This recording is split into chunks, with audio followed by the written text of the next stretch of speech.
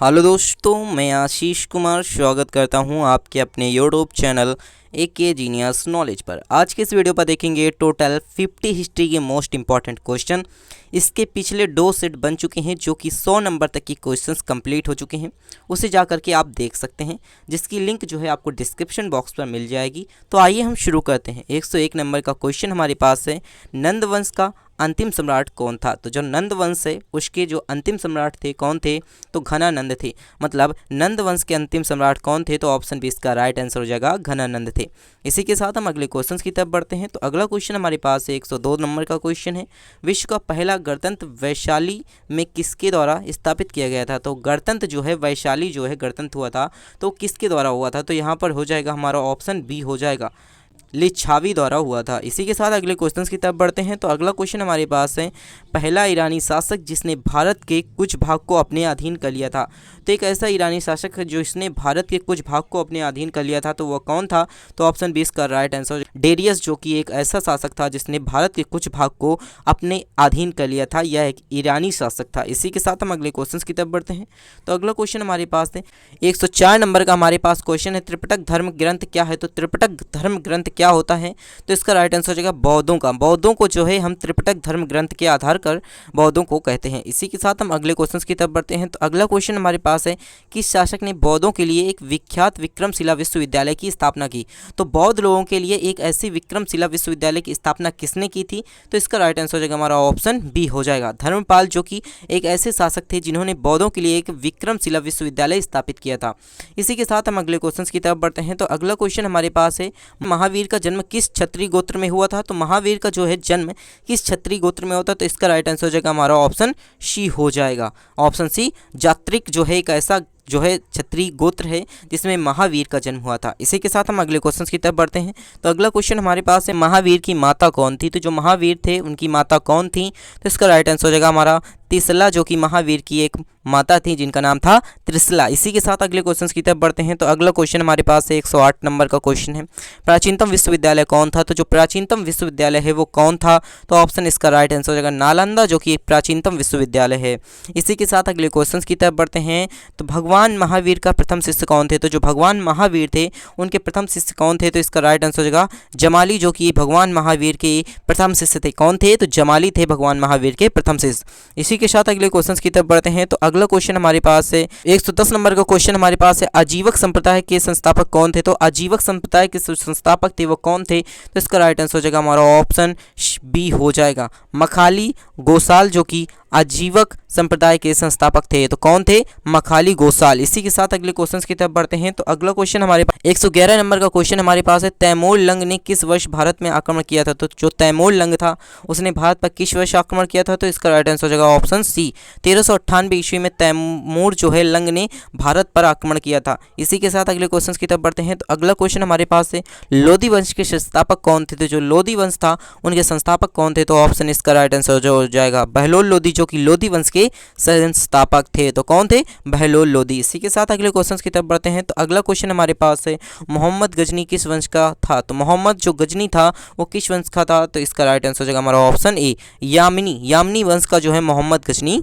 था। इसी के साथ अगले क्वेश्चन की तरफ बढ़ते हैं। तो अगला क्वेश्चन हमारे पास है, शून्य की खोज किसने की थी? तो जो शून्य की खोज है वो किसने की थी? तो ऑप्शन 20 का राइट आंसर हो जाएगा आर्यभट्ट ने शून्य की खोज की थी। इसी के साथ अगले क्वेश्चन की तरफ बढ़ते हैं। तो अगला क्वेश्चन हमारे पास 115 नंबर का क्वेश्चन है, प्राचीन भारत में निम्नलिखित में से कौन सी विद्या अध्ययन का केंद्र नहीं है? तो कौन सी विद्या जो है अध्ययन का केंद्र नहीं है? तो इसका राइट आंसर हो जाएगा हमारा ऑप्शन ए, कौशाम्बी, जो कि प्राचीनतम भारत में विद्या के अध्ययन का केंद्र नहीं है। इसी के साथ अगले क्वेश्चन की तरफ बढ़ते हैं। तो अगला क्वेश्चन हमारे पास है 116 नंबर का क्वेश्चन है, किस विदेशी यात्री ने भारत का दौरा सबसे पहले किया था? तो किस विदेशी यात्री ने भारत का दौरा सबसे पहले किया था? तो इसका राइट आंसर हो जाएगा ऑप्शन बी, मैगथनीज, जो कि भारत का एक विदेशी यात्री था जिसने भारत पर जो है सबसे पहली बार दौरा किया था। इसी के साथ अगला क्वेश्चन देख लेते हैं। तो अगला क्वेश्चन हमारे पास है, किस व्यक्ति को द्वितीय अशोक के नाम से जाना जाता है? तो ऐसा कौन व्यक्ति है जिसे द्वितीय अशोक के नाम से जाना जाता है? तो ऑप्शन ए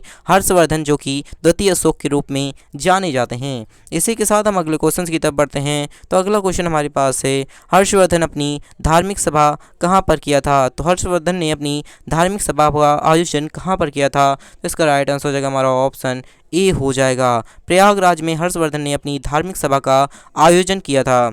इसी के साथ अगले क्वेश्चन की तरफ बढ़ते हैं। तो अगला क्वेश्चन हमारे पास है, 119 से मिहिर कुल का संबंध क्या था? तो मिहिर कुल एक ऐसा है जिसका संबंध किससे है? तो ऑप्शन ए इसका राइट आंसर हो जाएगा, होड़ से मिहिर कुल का संबंध है। इसी के साथ अगले क्वेश्चन की तरफ बढ़ते हैं। तो अगला क्वेश्चन हमारे पास है, 120 नंबर का क्वेश्चन हमारे पास है, बाणभट्ट किस सम्राट के राज दरबारी कवि थे? तो जो बाणभट्ट थे वो किस साम्राज्य के राज दरबारी कवि थे? तो इसका राइट आंसर हो जाएगा हमारा ऑप्शन सी, हर्षवर्धन एक ऐसे राजा हैं जिनकी जो है बाणभट्ट जो थे वो राज दरबारी के कवि थे। तो इसी के साथ अगले क्वेश्चन की तरफ बढ़ते हैं। तो अगला क्वेश्चन हमारे पास है, बाल विवाह की प्रथा कब प्रारंभ हुई थी? तो जो बाल विवाह होते हैं उनकी प्रथा कब प्रारंभ हुई थी? तो ऑप्शन इसका गुप्त काल में जो है बाल विवाह की प्रथा प्रारंभ हुई थी।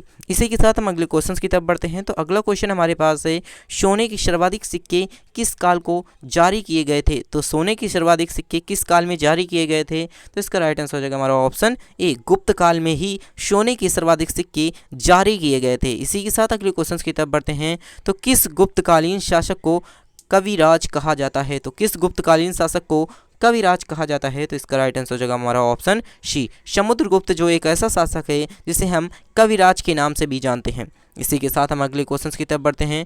तो अगला क्वेश्चन हमारे पास है 124 नंबर का क्वेश्चन है, गुप्त राजवंश किसके लिए प्रसिद्ध था? तो गुप्त राजवंश किसके लिए प्रसिद्ध है? ऑप्शन बी इसका राइट आंसर हो जाएगा, कला एवं स्थायित्व के लिए गुप्त राजवंश प्रसिद्ध है। इसी के साथ अगले क्वेश्चन की तरफ बढ़ते हैं।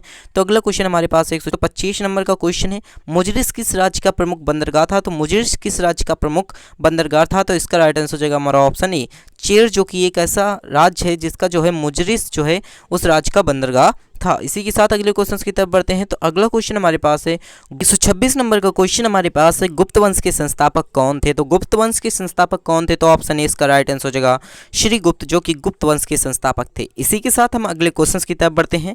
तो अगला क्वेश्चन हमारे पास है, गुप्त शासकों की सरकारी भाषा क्या थी? तो गुप्त शासकों की जो सरकारी भाषा थी वो क्या थी? तो ऑप्शन बी इसका राइट आंसर हो जाएगा संस्कृत, जो कि गुप्त शाखाओं जो शासक थे उनकी सरकारी भाषा थी। इसी के साथ अगले क्वेश्चन की तरफ बढ़ते हैं। तो अगला क्वेश्चन हमारे पास है 128 नंबर का क्वेश्चन, प्राचीन भारत में निम्नलिखित में से कौन सी एक लिपि दाईं से बाईं ओर लिखी जाती है? तो प्राचीन भारत में कौन सी लिपि जो कि दाईं से बाईं ओर की ओर लिखी जाती है? तो ऑप्शन ए इसका राइट आंसर हो जाएगा खरोष्टी, जो कि एक ऐसी लिपि है जिसे हम दाईं ओर से बाईं ओर की तरफ लिखते हैं। इसी के साथ हम अगले क्वेश्चन की तरफ बढ़ते हैं। तो अगला क्वेश्चन हमारे पास 129 नंबर का क्वेश्चन हमारे पास है, भीमबेटका किसके लिए प्रसिद्ध है? तो जो भीमबेटका है वो किसके लिए प्रसिद्ध है? तो गुफाओं की शैल चित्र के लिए प्रसिद्ध है। ऑप्शन सी इसका राइट आंसर हो जाएगा, गुफाओं की शैल चित्र के लिए प्रसिद्ध है भीमबेटका। इसी के साथ हम अगले क्वेश्चन की तरफ बढ़ते हैं।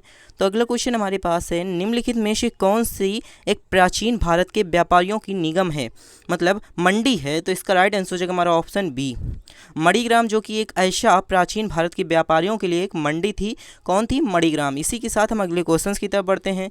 तो अगला क्वेश्चन हमारे पास है, मानव द्वारा सर्वप्रथम प्रयुक्त अनाज कौन था? तो जो मानव द्वारा सर्वप्रथम प्रयुक्त अनाज था वो चावल था। तो मतलब चावल था, राइस जो था वो मानव द्वारा सर्वप्रथम प्रयुक्त अनाज था। इसी के साथ हम 132 नंबर के क्वेश्चन की तरफ बढ़ते हैं।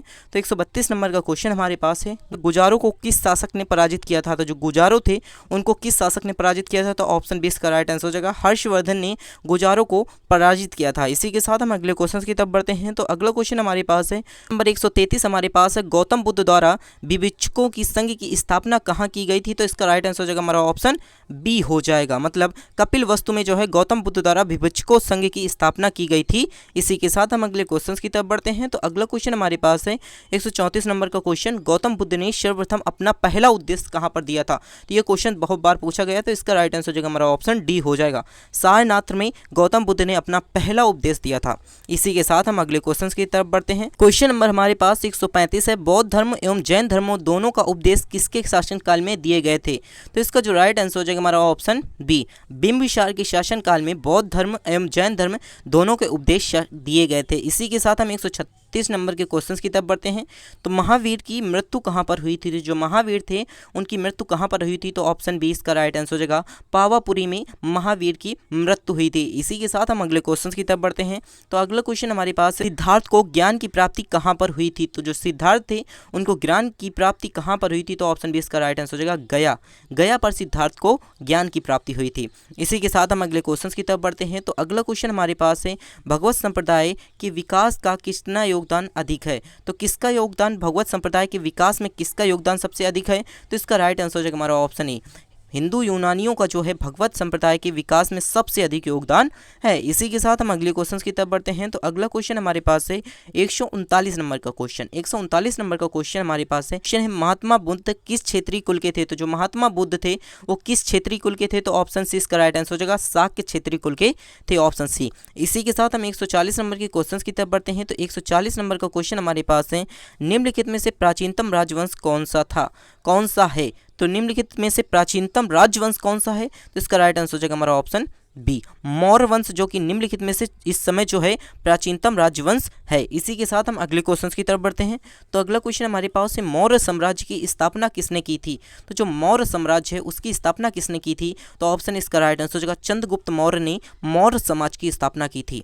इसी के साथ हम अगले क्वेश्चन की तरफ बढ़ते हैं। तो अगला क्वेश्चन हमारे पास है, मौर्य समाज के प्रचलित मुद्रा का क्या नाम था? तो जो मौर्य समाज में प्रचलित मुद्रा चलती थी उसका क्या नाम था? तो ऑप्शन सी इसका राइट आंसर हो जाएगा पण, जो कि मौर्य समाज की प्रचलित मुद्रा का नाम था, क्या था? पण। इसी के साथ हम अगले क्वेश्चन की तरफ बढ़ते हैं। अगला क्वेश्चन 143 नंबर का क्वेश्चन है, मौर्य काल की शिक्षा का सर्वाधिक प्रसिद्ध केंद्र कौन था? तो इसका राइट आंसर हो जाएगा हमारा ऑप्शन बी, तक्षशिला, जो कि मौर्य काल की शिक्षा का सर्वाधिक केंद्र था, तो तक्षशिला था।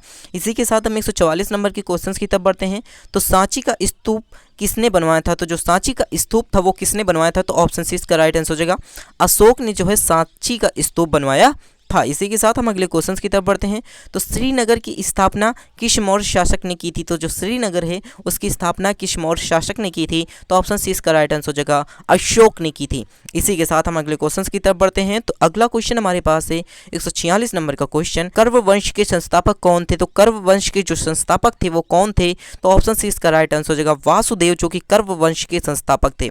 इसी के साथ हम अगले क्वेश्चन की तरफ बढ़ते हैं। तो अगला क्वेश्चन हमारे पास है, पुरुषपुर निम्नलिखित में से किसका दूसरा नाम है? तो पुरुषपुर निम्नलिखित में से किसका दूसरा नाम है? तो ऑप्शन सी इसका राइट आंसर हो जाएगा पेशावर को जो है हम पुरुषपुर कहते थे। इसी के साथ हम अगले क्वेश्चन की तरफ बढ़ते हैं। तो अगला क्वेश्चन हमारे पास है, चरक किसके राज्य चिकित्सक थे? तो जो चरक थे वो किसके राज्य चिकित्सक थे? तो इसका राइट आंसर हो जाएगा हमारा ऑप्शन डी हो जाएगा, कनिष्क के जो है चरक जो थे वो राज्य चिकित्सक थे। इसी के साथ हम अगले क्वेश्चन की तरफ बढ़ते हैं। तो अगला क्वेश्चन हमारे पास 149 नंबर का क्वेश्चन है, भारत में सर्वप्रथम स्वर्ण मुद्राएं किसने चलवाई थी? तो भारत में सर्वप्रथम स्वर्ण मुद्राएं किसने चलवाई थी? तो ऑप्शन सी इसका राइट आंसर हो जाएगा एंडो-बेटेनियन जो थे उन्होंने भारत में सर्वप्रथम स्वर्ण मुद्राएं चलाई थी। किसने चलाई थी? तो एंडो-बेटेनियन। इसी के साथ अगले क्वेश्चन की तरफ बढ़ते हैं। तो अगला क्वेश्चन हमारे पास है 150 नंबर का क्वेश्चन, भारतीय रंगमंच के यवनिका का शुभारंभ किसने किया था? तो इसका राइट आंसर हो जाएगा हमारा ऑप्शन ए, यूनानियों ने किया था। अगर आपको हमारी वीडियो अच्छी लग रही हो तो वीडियो को लाइक करके अपने दोस्तों के साथ शेयर जरूर कर दीजिए।